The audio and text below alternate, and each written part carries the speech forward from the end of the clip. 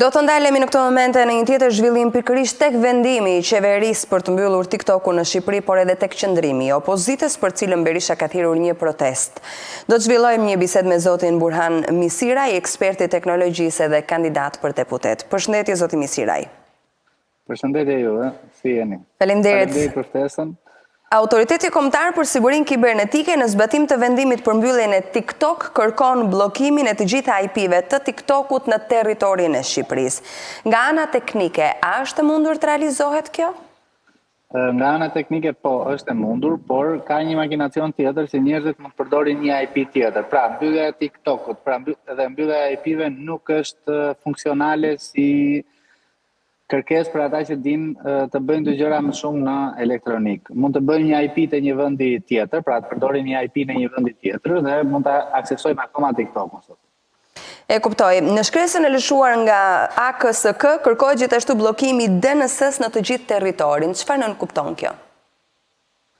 Çfarë kupton bllokimi? Pra praktikisht është e njëjta gjë me IP-t, por është pak më qendrore. Kjo do krijojë një problem, ta thash, për të gjithë përdoruesit në Shqipëri, që kanë IP të regjistruar në Shqipëri. Nëse flasim që unë sot e regjistroj IP-n time për TikTok-un në Greqi, kam akses ta përdor, sepse për shembull, nëse vjen një emigrant nga Anglia, mund ta përdori apo jo dot TikTok-un në Shqipëri? A mund ta përdor? Patjetër. Patjetër.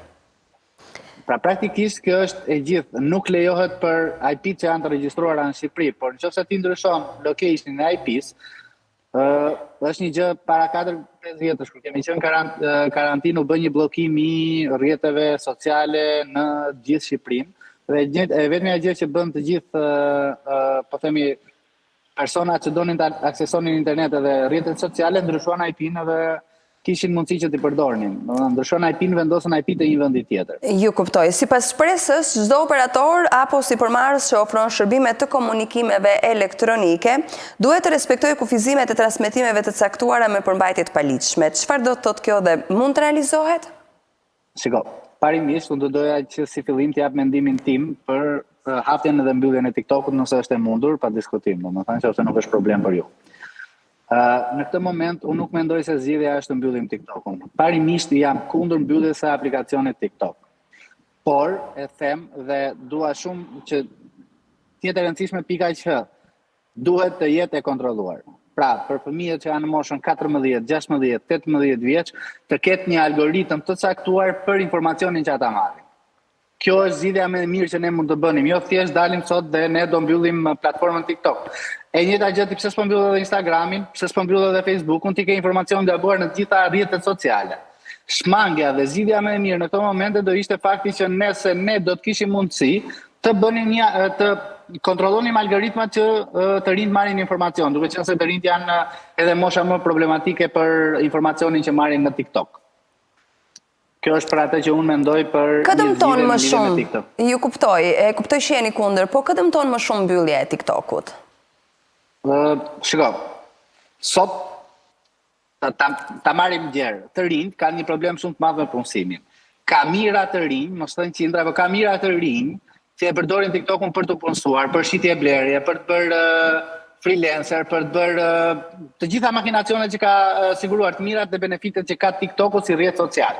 Sepse në fund të ditës kush do që dikush ta përdori mirë për TikTok-un, ka akses edhe mundësi sa duash, të shesësh, të blesh, të japësh informacion.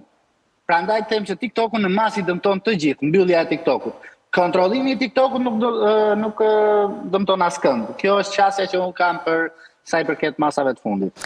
A e zgjidh sipas jush problemin e bullizimit dhe ndikimet negative kryesisht tek adoleshentët mbyllja e TikTok-ut apo është e nevojshme vendosja e filtrave? Jo fare, është vendosja e filtrave jo vetëm TikTok, po vendosja e filtrave në mësimdhënie, vendosja e filtrave në edukim, janë një sër probleme që domethënë TikToku thjesht e nxjerr në pa dhe në media ndoshta bullizimin që bëhet për ditë, po jo se e shmang. Dhe e fundit, Berisha ka thirrur sot pasdite të rinjt në protestë për mbylljen e TikTok-ut. Ju jeni edhe kandidat për deputet. Ju duket e drejtë kjo thirrje e Berishës? Mendoni se opozita pengohet nga mbyllja e TikTok-ut?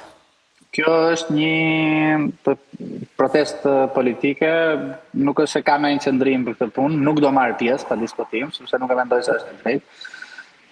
Nuk mund të dalim dhe thjesht të themi që pse po mbyllet TikToku, çfarë zgjidhje japim ne si opozita, hajde flasim. Çfarë zgjidhje japim ne, jo vetëm se hajde se do kundërshtojmë një ligj i cili është menduar gabim edhe në mendimin tim për mbylljen e TikTokut, por problemi qëndron çfarë zgjidhje jep opozita. Nuk mund të dalim vetëm se është bërë lajm dhe ta përdorim mbylljen e TikTokut për të bërë një protestë. Por Rama, mendoni se po e përdor për qëllime elektorale pikërisht këtë pikë? Rama po e përdor pa diskutim për të krijuar një zhurmë në të gjithë kompleksitetin e situatave që janë krijuar në Shqipëri dhe i ka orientuar që gjithë mediat, njerëzit, të njëjtën gjë po bën edhe opozita, pa diskutim që po i orienton drejt një vendimi për mbylljen e TikTokut. Nuk po merremi se sa është numri i punësimeve, nuk po merremi se sa ka rënë niveli i jetesës, nuk po merremi fare se sa politikanë të korruptuar po shkojnë në dyert e Spakut dhe në Burg, nuk po merremi me faktin që të gjitha partitë e mëdha po kërkojnë shkrirjen e shpresës së vetme të shqiptarëve të Spakut. Pra ne po merremi me faktin e vetëm që do mbyllet TikToku, si pushtet dhe si opozitë. Për partitë e mëdha. E kuptoj, megjithatë besoj ju mendoni që edhe mazhoranca dëmtohet nga mbyllja e TikTokut, sidomos në këtë periudhë? Shiko, në aspektin mediatik, në aspektin e të bërit reklam, çdo kush që do të transmetojë diçka dëmtohet, sepse është një mjet për të arritur në një farë shikueshmërie në kohë shumë të shkurtër. Pra, nëse ti do që njerëzit marrin një informacion prej teje, TikToku është shumë i aksesueshëm për ta shpërndarë informacionin. Pa diskutim që të gjithë personat, njerëzit, politikanët, bizneset, çfarë duash t'i quajmë, dëmtohen nga humbja e një rrjeti të madh të informacionit. E kuptoj. Faleminderit shumë zoti Misiraj që ishit me ne. Faleminderit juve për ftesën, është kënaqësi gjithmonë.